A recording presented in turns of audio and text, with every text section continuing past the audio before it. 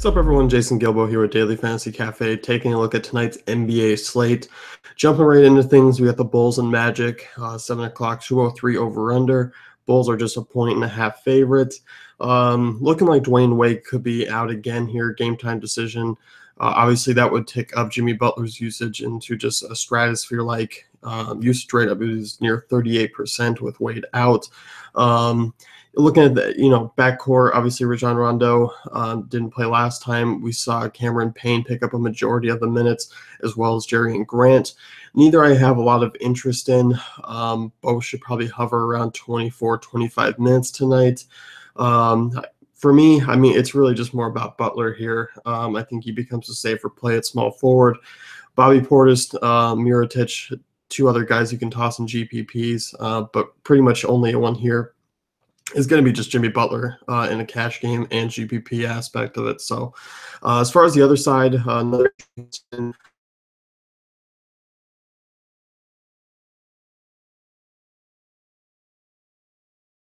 struggle against centers of late. I think the Tosh Gibson being away does create a lesser presence down low. I know Robin Lopez is okay as well, but I'm okay with using Bambo here. The price has come up a little bit more than I would like it to. 5,500 on DraftKings is not really quite the value that we had last time out.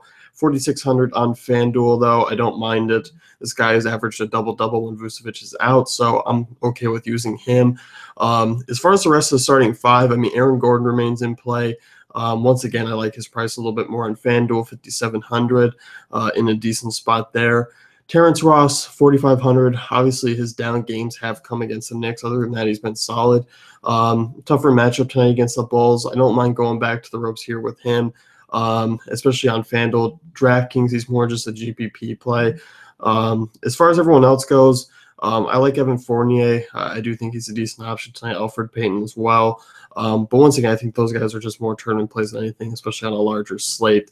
Hornets and Heat next one, and 204 total. This one I don't particularly like all that much. Hornets on the road. Kemba Walker's been very solid. I can't argue going back to the well with him just because he has been good. Not the best of matchups. He is on the road where historically he has struggled a little bit, but not this year. He's kind of closed the gap in between his home road splits. But, Miami, a bottom 10 team in terms of fantasy points allowed. So not particularly thrilled. Sorry, top 10 team in fantasy points allowed. Not particularly thrilled with the matchup. Outside of that, I mean, on that Hornets side, I don't mind Batum. I think he's a little bit easier target right now, especially at a weaker position.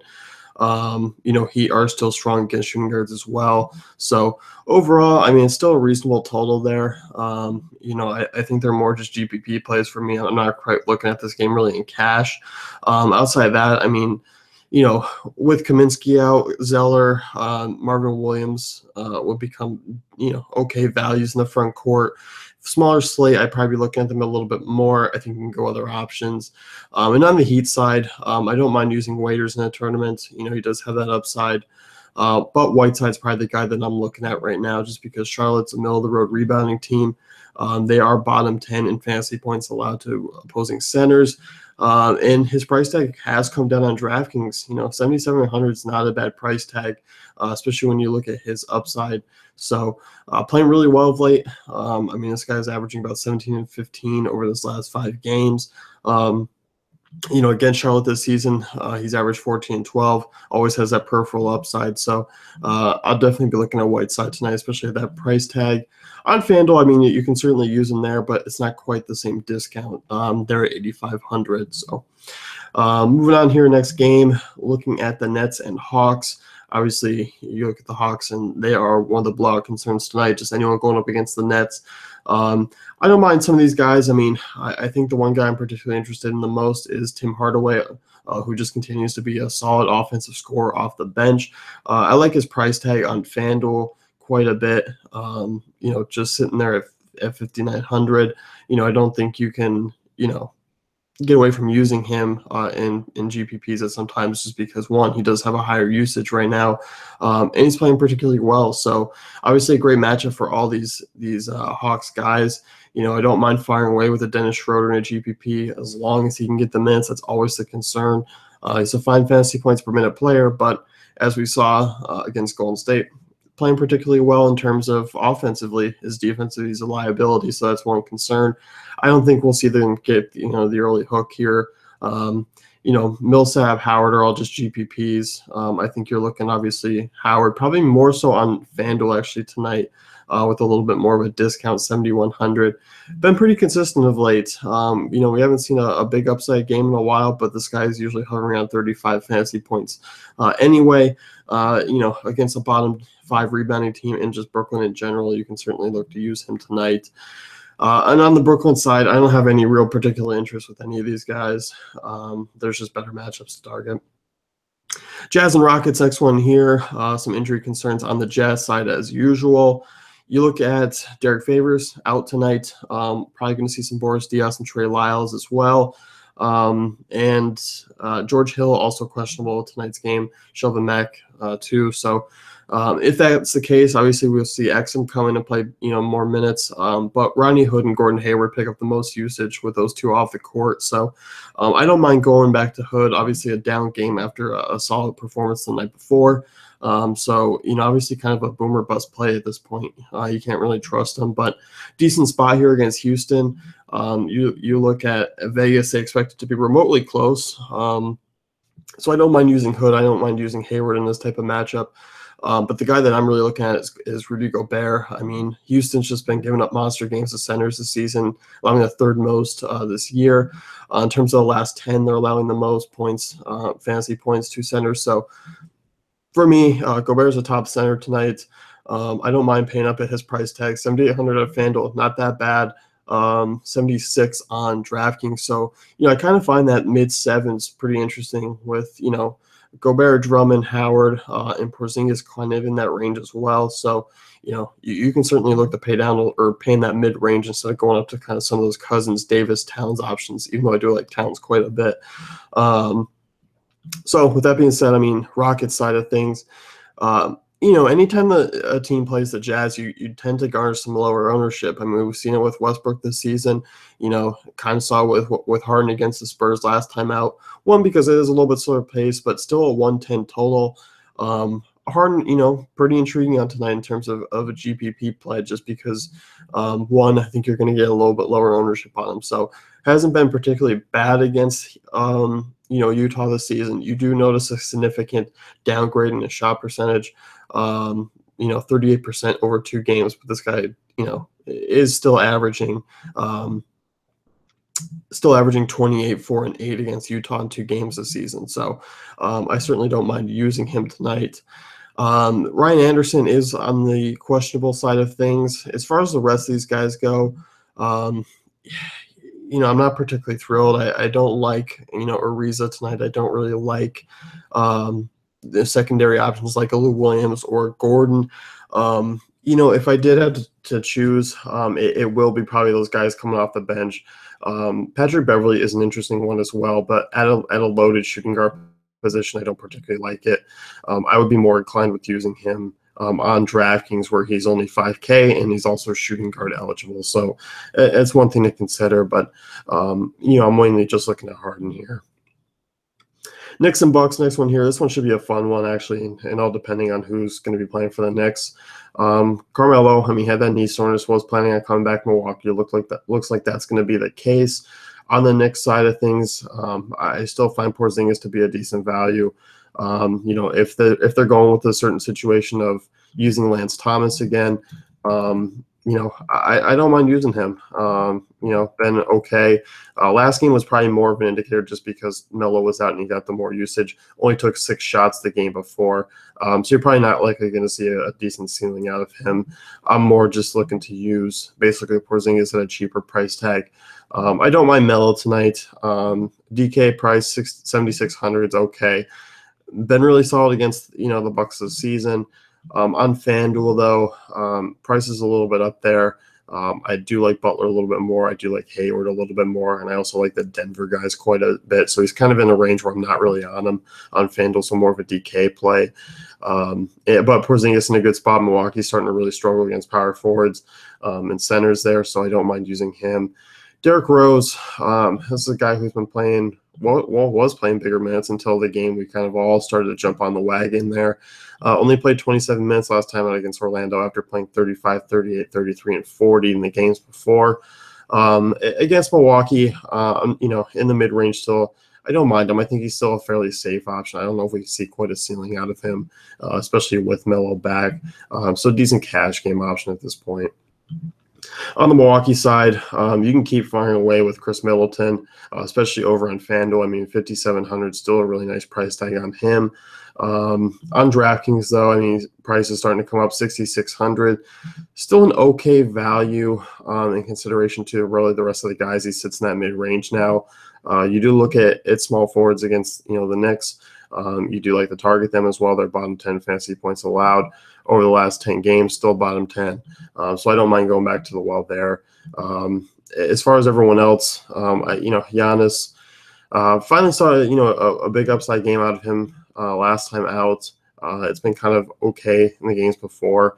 Definitely just a GPP play because his price tag is up there. You do have to really hit him and have him go off at his price. Do I think he has that potential in a matchup like this? Sure. But I'm more inclined to actually use him on DraftKings where he's a little bit cheaper, about $1,000 cheaper. So note the price difference there. As far as it gets, front court guys, it's always a mess with Jason Kidd. Bringing in Terrence Jones was an interesting move because Terrence Jones did want to go to a team where he was going to be able to show off his ability in decent amount of minutes and come away with the free agent contract next year.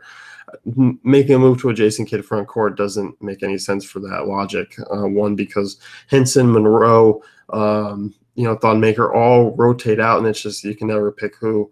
Monroe and Jones are probably the most interesting right now just because of their offensive ability. So I'm curious to see how that's going to play out. I mean, if Jones does come in and starts playing, 25 plus minutes, I'll have some interest, but I need to really see it first. Next one here, Pistons and Pacers, 206. This one should actually kind of fly somewhat under the radar.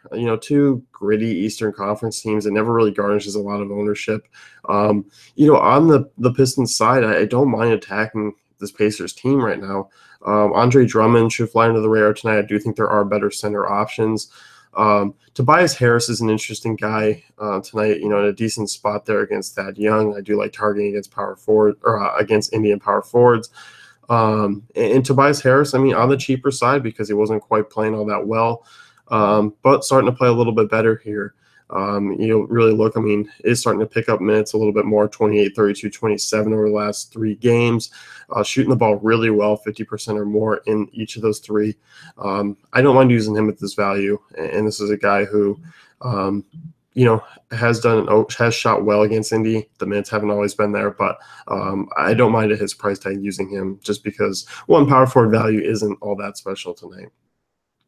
As far as other guys go, I'm probably off on most of them. Marcus Morris in a GPP, I don't mind tossing him in. Ish Smith has been really outplaying Jackson at this point. Still a situation that's always just GPP only just because they haven't been consistent with minutes. If Jackson's completely off, you're going to get Ish Smith playing bigger minutes. So do note that KCP is going to log a lot of minutes, not a ton of usage. He's always just a GPP guy as well. So on the Pacers side, Paul George off for me tonight. Not the greatest matchup in the world. There's better small forwards to target. As far as the front court goes, Thad Young, Miles Turner, just GPP plays at the most. Guy I kind of do like is Jeff Teague tonight. Good matchup against that backcourt. They really have struggled. 6,700 on DK is a decent price tag. Guys averaging 14, 4, and 7 over the last 5 games. Has played well against Detroit this year, averaging about 36 DK points in 3 games. So at just 6,700, I think it's a really reasonable price. I don't even think his price is that bad on FanDuel as well. It's 7,200. So I do envision him as a pretty solid cash game guy tonight. His price in that mid range. So I definitely don't mind Teague. Raptors Pelicans. This one should be a fun one. Obviously with Kyle Lowry out, we've seen Corey Joseph pick up a majority of the minutes. Still at a mediocre price tag. Starting to play a little bit better, pick up things of late. I mean, we finally seen 2 back-to-back games where he's actually been relevant. Before, he was very mediocre, but still a decent price tag, and obviously a great matchup against the Pelicans, who are bottom 10 against point guards. So I don't mind using Joseph. I think he's going to be a guy that you can rely on for value tonight in this type of matchup. I still like DeRozan here quite a bit, just with his monster usage with Lowry out, so I do think you can go back to the well there. As far as the other options, I'm off of Ibaka. I'm off of really the front court guys there. I don't think you can rely on any small forward option from Toronto at this point, Carroll or Tucker. On the New Orleans side of things, I mean, it's been kind of a little bit wishy-washy here with, Cousins and Davis. So, I mean, I do think there's reasonable upside with some of these guys. I do think the price coming down gives them a little bit better value. 99 for Cousins on DK isn't that bad. 10-2 for Davis isn't that bad on DK. As far as FanDuel goes, 11-2 for Davis is a little bit expensive for me. 9-5 for Cousins, okay. It is a significant difference. I know when you can get Whiteside for 1,000 less. Towns is 10-9. That's a little bit pricey, but I do think these guys are viable GPP options. I do think they're even decent for cash if you want to build around them as well. I just think between the usage there, it's going to get completely sucked up.